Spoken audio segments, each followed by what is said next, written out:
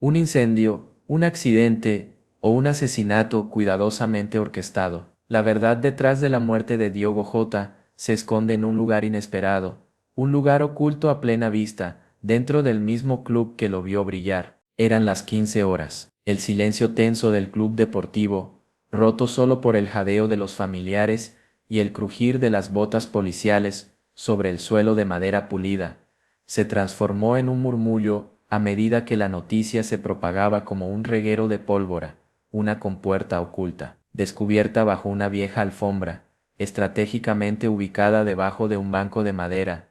La trampilla parecía una escena sacada de una película de espías. Nadie, ni siquiera el chofer que trasladaba a Diogo y a su hermano durante años, había notado jamás esa irregularidad. Con un golpe seco, la palanca de un agente cedió el paso a un aire denso y húmedo, un suspiro del pasado que salía del subsuelo. No era un almacén, ni una bodega, era un pasadizo, una escalera descendiendo a la oscuridad. El silencio era sepulcral, la atmósfera, opresiva. El eco de cada paso retumbaba en aquel espacio desconocido, como si la misma tierra contuviera el aliento ante el descubrimiento. Al pie de las escaleras, una pequeña cámara subterránea, paredes de concreto, frías y húmedas, sin ventanas, solo una bombilla oxidada que proyectaba una luz amarillenta sobre una caja metálica en el centro de la habitación. Pero lo que realmente paralizó a los presentes fue la presencia imponente de cámaras de seguridad, ubicadas en cada rincón, observando con ojos impasibles. Un sistema de vigilancia sofisticado, conectado a un monitor apagado y cubierto de polvo, testigo silencioso de años de secretos. El técnico de criminalística logró encender el monitor con un generador portátil. Las imágenes que aparecieron en la pantalla dejaron a todos sin aliento.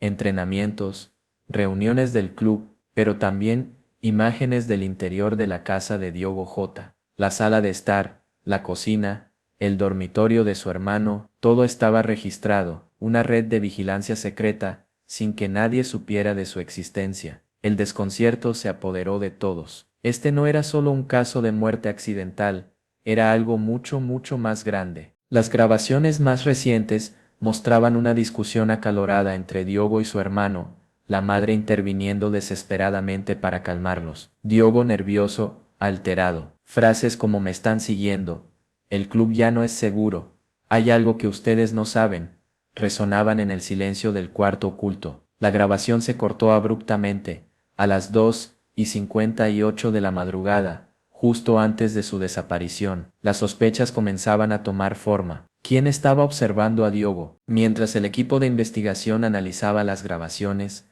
la caja metálica fue forzada. En su interior, carpetas con documentos en portugués, contratos, recibos y un pequeño dispositivo USB. La ansiedad era palpable. Al conectar el USB a un ordenador, apareció un archivo de audio grabado por el propio Diogo. Su voz, temblorosa, contaba de una conspiración mayor, de un club que no era lo que parecía. Si estás escuchando esto, ya no estoy, hay algo más grande, no confíen en nadie. La caja metálica, abierta a la fuerza, reveló más que documentos y recibos. Contuvo las primeras piezas del rompecabezas, las primeras pistas que insinuaron una conspiración mucho más grande de lo que cualquiera podía haber imaginado. Un pasado secreto oculto bajo tierra estaba a punto de salir a la luz. Entre los papeles, contratos en portugués, recibos de pagos en efectivo, transferencias bancarias a cuentas en paraísos fiscales,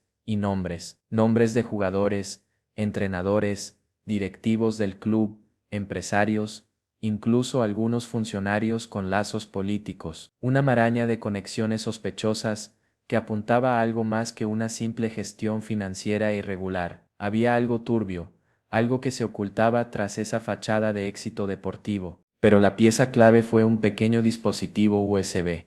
Contuvo un archivo de audio, la voz de Diogo J. Su tono era diferente al de las imágenes del día de su muerte, más tranquilo, más pausado, pero con un miedo palpable tras cada palabra. Su relato desgarrador nos permitió vislumbrar la magnitud de la conspiración. Diogo hablaba de amenazas, de presiones, de ser seguido, de un peso en su conciencia que no podía soportar más, de un club que no era lo que parecía, de gente poderosa que manejaba las cuerdas del fútbol, moviendo millones en las sombras. Mencionaba nombres, pero la grabación se cortaba justo antes de revelar identidades claves. Dejaba caer pistas, indirectas, advirtiendo a alguien que no confiara en nadie. La grabación no era solo una confesión, era una advertencia, una llamada de auxilio desde el más allá. Los investigadores se miraron con una mezcla de horror y determinación. Las piezas comenzaban a encajar. La muerte de Diogo no era un accidente, era el resultado de una conspiración que iba mucho más allá del fútbol, llegando a lugares insospechados, lugares oscuros donde el dinero sucio y el poder se daban la mano. La investigación apenas comenzaba, y el camino que tenían por delante se perfilaba largo y peligroso. El chofer de Diogo, un hombre que había sido testigo silencioso de años de actividad en el club, se convirtió en una pieza clave. Sus palabras confirmaron las sospechas. Diogo le había pedido que no volviera al club, que si algo le sucedía, la verdad se encontraría en el subsuelo. Y tenía razón. La verdad, como una planta que crece en la oscuridad, comenzaba a emerger lentamente. Pero la verdad también traía consigo una amenaza. Desde el descubrimiento del USB, los investigadores comenzaron a recibir llamadas anónimas, mensajes crípticos, amenazas veladas. Alguien más, alguien mucho más poderoso, vigilaba desde las sombras. La lucha por la verdad se estaba convirtiendo en una batalla contra un enemigo invisible, omnipresente. Las cámaras del cuarto oculto no solo grababan los entrenamientos y las reuniones del club, eran los ojos y los oídos de alguien, observando cada movimiento, cada conversación, cada secreto, y lo que esas cámaras captaron en las horas previas a la muerte de Diogo Jota fue impactante, desgarrador, y sentó las bases para una investigación que desenterraría la podredumbre de un sistema. El técnico de criminalística, con manos temblorosas, navegaba entre las grabaciones, miles de horas de vídeo, un registro meticuloso de la vida del club, pero también de la vida privada de Diogo, imágenes de su casa, de su familia, grabaciones realizadas sin su consentimiento, una violación brutal de su privacidad, que demostraba la magnitud de la vigilancia a la que estaba sometido, pero las grabaciones más impactantes eran las del día de su muerte. A pesar de la baja calidad de la imagen, se podía ver claramente una discusión violenta entre Diogo y su hermano. El tono era agresivo, las palabras hirientes. Su madre, desesperada, intentaba calmarlos, pero la tensión era palpable. Diogo, visiblemente nervioso, repetía frases que ahora parecían premonitorias. Me están siguiendo, el club no es seguro, hay algo que ustedes no saben. De pronto la imagen se corta abruptamente, la cámara se apaga, como si alguien la hubiese desconectado desde dentro. Las 2:58 de la madrugada, un momento clave, un instante antes de que se reportara la desaparición de Diogo. La imagen se congeló, dejando una sensación de inquietud, de misterio sin resolver. ¿Quién apagó la cámara? ¿Y por qué justo en ese momento? Las grabaciones posteriores mostraban la llegada de la policía, el caos, la confusión. Pero antes de esa discusión, las imágenes revelaron la magnitud de la vigilancia secreta de la que Diogo era víctima. Las cámaras no solo registraban sus movimientos dentro del club, también seguían sus pasos en su propia casa, observando su vida privada, sus conversaciones familiares. ¿Quién orquestó esta vigilancia implacable? ¿Con qué propósito? La imagen de Diogo, atrapado en una red de espionaje, de amenazas y de secretos, era impactante. La sensación de vulnerabilidad, de indefensión, se transmitía a través de la pantalla. Era una prueba visual de la amenaza que estaba enfrentando, una evidencia silenciosa del peligro que acechaba en las sombras, un peligro que culminaría con su trágica muerte. La caja metálica yacía abierta, su contenido esparcido sobre la fría superficie de concreto, documentos, contratos, recibos, pero entre ellos, un pequeño dispositivo USB, silencioso testigo de un secreto que estaba a punto de ser revelado. El hallazgo de este archivo de audio, la última voluntad de Diogo Jota, cambiaría el curso de la investigación para siempre. Los papeles, en su mayoría contratos y recibos en portugués, revelaron un entramado financiero complejo y opaco. transferencias de dinero en efectivo, operaciones sospechosas, nombres de jugadores y empresarios. Era un laberinto de transacciones financieras que sugerían la existencia de una red de corrupción que se extendía mucho más allá del club deportivo. Pero la verdadera sorpresa estaba en el pequeño dispositivo USB, un archivo de audio grabado por el propio Diogo Jota. Su voz, débil pero firme, transmitía una mezcla de miedo y determinación. Era una confesión, una denuncia, un mensaje desesperado para el mundo, un grito silencioso desde la tumba. En la grabación, Diogo hablaba de una red de corrupción que involucraba a personas poderosas, tanto dentro como fuera del club. Hablaba de presiones, de amenazas, de sentirse vigilado constantemente. Su voz temblaba, pero sus palabras eran claras y precisas. Si estás escuchando esto, ya no estoy. Hay algo más grande de lo que todos imaginan. El club no es lo que parece, decía, su voz quebrada por la desesperación. Diogo advertía sobre la desconfianza, sobre la necesidad de encontrar la verdad. Pero la grabación se cortaba antes de que pudiera revelar el nombre de un personaje clave, dejando un vacío inquietante. ¿Quién era esa persona que Diogo quería advertir, y qué información crucial se había perdido en el silencio abrupto de la grabación? El contenido de la caja, el archivo de audio de Diogo y los documentos encontrados, eran las primeras pruebas concretas de la conspiración, evidencia tangible de una red de corrupción que operaba en las sombras del mundo del fútbol, una conspiración que había costado la vida a Diogo, y que ahora amenazaba con revelar una verdad mucho más oscura y peligrosa. El descubrimiento del primer túnel ya había sido impactante, pero la sensación de inquietud no desapareció. El chofer de Diogo, un testigo clave, con los ojos llenos de un miedo que parecía clavarse en el alma de los presentes, reveló la existencia de otro lugar, un segundo túnel, aún más secreto, un camino hacia el corazón mismo de la conspiración. Detrás de una compuerta oxidada, escondida detrás del área de mantenimiento del club, se ocultaba una abertura de 1 metro de ancho, una losa de cemento antiguo, mal camuflada, cubría la entrada a un nuevo pasaje subterráneo. Era un lugar que parecía diseñado para permanecer oculto durante décadas, un secreto que Diogo había protegido celosamente. Con la ayuda de un ingeniero estructural y un equipo de élite especializado en estructuras clandestinas, la policía descendió con precaución. El túnel, reforzado con ladrillos y concreto armado, era angosto y claustrofóbico. La humedad impregnaba las paredes, que llevaban marcas frescas, indicando un reciente uso. Cada paso era un avance hacia un misterio aún más profundo. Al final del túnel, una compuerta metálica con cerradura digital. La tensión era palpable, cada sonido amplificado por el silencio abrumador del lugar. Después de casi 1 hora de trabajo, la compuerta cedió, dejando paso a una nueva cámara subterránea. El aire era denso, pesado, como si el mismo secreto se hubiera condensado en la atmósfera. Dentro, un escritorio con papeles en varios idiomas, carpetas abarrotadas de documentos, y un monitor aún encendido. La fecha en la pantalla, el día anterior a la muerte de Diogo. En la pantalla, un documento con una advertencia, no abrir si todo va bien. Era una escena sacada de una película de espías, pero la realidad superaba con creces la ficción. Este nuevo espacio, este segundo túnel oculto, era una extensión de la conspiración, un lugar donde se guardaban los secretos más profundos, las pruebas más comprometedoras. La exploración de este nuevo espacio marcaba un punto crucial en la investigación. Era una promesa de más revelaciones, más peligros y más verdad. La búsqueda del silencio había terminado. El grito por la justicia apenas comenzaba. El aire denso del segundo túnel ocultaba más que secretos.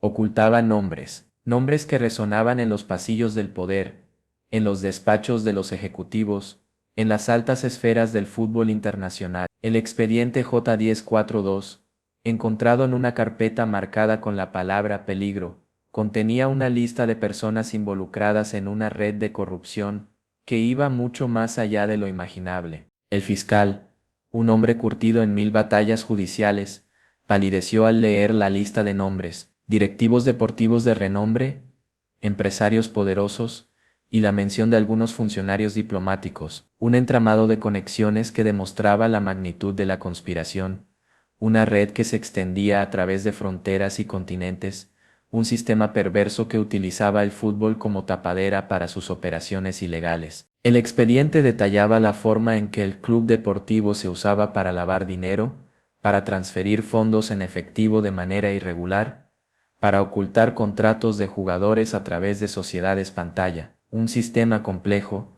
sofisticado, pero a la vez frágil, construido sobre una base de mentiras y engaños, sostenido por el silencio cómplice de muchos. Cada nombre en la lista era una pieza del rompecabezas, un eslabón, en una cadena de corrupción que se extendía a lo largo de años. Algunos eran nombres conocidos, otros desconocidos, pero todos estaban conectados de alguna manera a Diogo Jota y a las operaciones ilegales del club. La revelación de estos nombres era una bomba de relojería a punto de explotar, con consecuencias impredecibles. Las declaraciones indirectas de Diogo en sus redes sociales, donde hablaba de un peso en su conciencia y de que ya no aguantaba más, ahora tenían un sentido aterrador.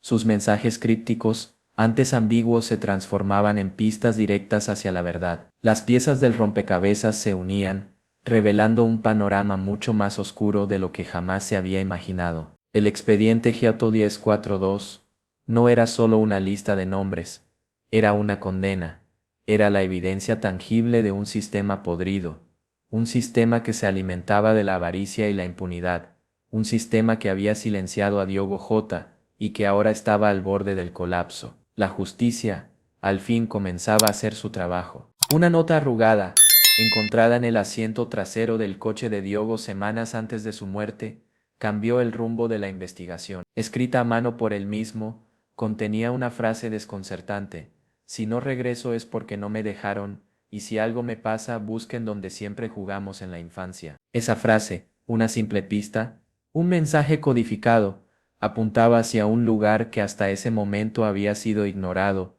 el antiguo vestuario infantil del club, abandonado desde hacía años, un lugar que guardaba los recuerdos de la infancia de Diogo y su hermano, pero que también ocultaba un secreto mucho más oscuro. El vestuario estaba en ruinas, las paredes agrietadas, el aire impregnado de polvo y abandono, pero había señales recientes de que alguien había estado allí, removiendo objetos, buscando algo. La sensación de que la verdad estaba cerca era palpable. Era como si el mismo lugar susurrara el secreto que guardaba. Bajo un banco corroído, casi desintegrado por el tiempo, encontraron un compartimento oculto. En su interior, una pequeña caja fuerte, resistente al paso de los años, guardando celosamente su contenido. La tensión era máxima, era como si se estuvieran abriendo el cofre de los recuerdos, pero también el cofre de una conspiración. Dentro del cofre, un sobre con una única palabra escrita en mayúsculas: traición. El contenido era devastador: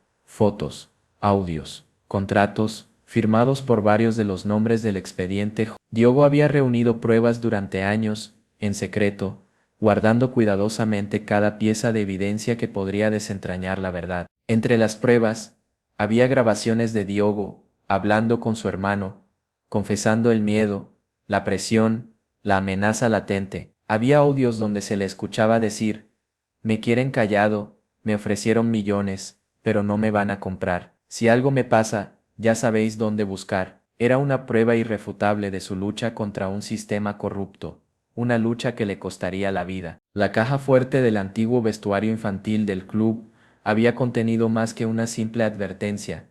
Contenía la prueba irrefutable de la corrupción que se extendía como una plaga por el club deportivo. Fotos, audios y contratos firmados corroboraban la historia de Diogo, pintando un cuadro sombrío de un sistema podrido hasta la médula. Las fotos eran impactantes, imágenes borrosas de reuniones clandestinas, de intercambios de dinero en efectivo, de documentos que confirmaban operaciones financieras ilícitas, eran instantáneas de un mundo oculto, un mundo que operaba en las sombras, lejos de los focos de las cámaras y el brillo de los reflectores. Los audios, grabaciones clandestinas, eran aún más reveladores. Se escuchaban conversaciones entre Diogo y su hermano, discutiendo los riesgos de denunciar la corrupción, la presión de los implicados, las amenazas veladas. La voz de Diogo, llena de miedo pero también de determinación, resonaba en el silencio del laboratorio forense. En una de las grabaciones, Diogo se enfrentaba a la presión de los involucrados. Me quieren callado, decía con voz temblorosa. Me ofrecieron millones, pero no me van a comprar. Si algo me pasa, ya sabéis dónde buscar. Era un grito silencioso, una última llamada de auxilio antes de su trágica muerte. Los contratos, firmados por varios de los nombres del expediente Gita 1042, eran la prueba definitiva de la implicación de los directivos del club, de los empresarios y de los funcionarios en las operaciones ilegales. Era un entramado de mentiras, de complicidades, de silencios comprados a golpe de millones. La evidencia reunida en el antiguo vestuario infantil era irrefutable. Las fotos, los audios y los contratos constituían una prueba contundente contra una red de corrupción que operaba en las más altas esferas del fútbol. La traición de la que hablaba Diogo había sido revelada, y la verdad, con toda su crudeza, comenzaba a emerger. La verdad, una vez desenterrada, tiene la fuerza de un terremoto. El hallazgo de las pruebas en el vestuario infantil del club había desatado una tormenta mediática. La información, filtrada parcialmente por un canal de noticias, había paralizado al país. El silencio que durante años había protegido la corrupción, ahora se había roto en mil pedazos y el griterío de la verdad resonaba por todas partes. Pero la revelación de la verdad no se produjo sin consecuencias. Mientras la opinión pública se dividía entre la conmoción y la indignación, los investigadores empezaron a recibir amenazas, llamadas anónimas, mensajes crípticos, insinuaciones veladas de violencia. El silencio, roto en público, había generado una respuesta feroz desde las sombras. La presión sobre los investigadores era inmensa. Cada llamada, cada mensaje, era un recordatorio del poder de quienes intentaban silenciar la verdad. La amenaza latente, la sensación de estar vigilados, se cernía sobre ellos como una nube negra. Pero a pesar del miedo, la determinación de llegar hasta el fondo del caso se mantenía intacta. A pesar de las amenazas, la investigación continuó. Nuevas grabaciones, encontradas en otro dispositivo oculto en el club, aportaron más información sobre la trama. Entre ellas, una conversación crucial entre Diogo y un hombre identificado solo como Sur, donde se escuchaban frases escalofriantes. Si hablas, tú y tu familia lo van a pagar. Recuerda lo que pasó con los otros dos. La mención de los otros dos se refería a dos exjugadores del club que habían muerto en extrañas circunstancias en años anteriores. Uno en un supuesto accidente de tráfico sin testigos, el otro en una caída inexplicable. Ambas muertes, ahora, parecían ser más que simples coincidencias. Eran una advertencia, un mensaje directo para aquellos que se atrevieran a desafiar al sistema. El silencio que durante años había protegido la corrupción, ahora gritaba. Las filtraciones, las amenazas, las nuevas grabaciones, todo apuntaba hacia una verdad aterradora. La lucha por la justicia se estaba convirtiendo en una batalla contra un enemigo invisible, pero poderoso, que no dudaría en utilizar cualquier medio para silenciar a quienes buscaran la verdad. La historia de Diogo J., lejos de terminar, apenas comenzaba a cobrar fuerza. El silencio que había rodeado la muerte de Diogo J. se había roto. La información, filtrada a cuentagotas por los medios, había desatado una ola de indignación pública. Miles de personas se congregaron frente al club, frente a la sede de la federación, frente a la tumba de su ídolo caído. El eco de su nombre, antes asociado a la gloria deportiva, ahora resonaba como un grito de justicia. Pero el silencio no había desaparecido por completo. Las amenazas continuaban, más sutiles, más insinuantes, pero igual de peligrosas. Llamadas anónimas, mensajes cifrados, una sensación constante de estar vigilados. La investigación se había convertido en una carrera contrarreloj, contra un enemigo invisible, omnipresente, que utilizaba la oscuridad como su mejor aliada. A pesar de las filtraciones, la Fiscalía decidió sellar el expediente completo, trasladándolo bajo custodia federal. Solo una copia digital se mantenía archivada en un servidor seguro, protegida por una contraseña, el nombre de la madre de Diogo, seguido de la fecha de su primer partido como niño, un código personal, una última clave para acceder a la verdad. El hermano de Diogo, desolado por la pérdida de su hermano, pero también impulsado por la necesidad de justicia, exigió acceder a los archivos. La fiscalía lo detuvo, no por desconfianza, sino por la sospecha de que las filtraciones podían provenir incluso del círculo más cercano. La verdad, a veces, es más peligrosa que el silencio mismo. Mientras la investigación avanzaba, nuevos rumores se extendían como la pólvora. Algunos aseguraban haber visto a Diogo con vida después de su supuesta muerte, otros cuestionaban la oficialidad de la autopsia. Las dudas generaban más sospechas, alimentando una vorágine de información y desinformación. La muerte de Diogo J. ya no era solo una tragedia personal, se había convertido en un símbolo de la lucha contra la corrupción. Su nombre, una vez susurrado en los estadios, ahora se coreaba en las calles como un grito de justicia. Su legado, lejos de extinguirse con su muerte, se perpetuaba en cada joven que se atreviera a denunciar la injusticia. Su verdad,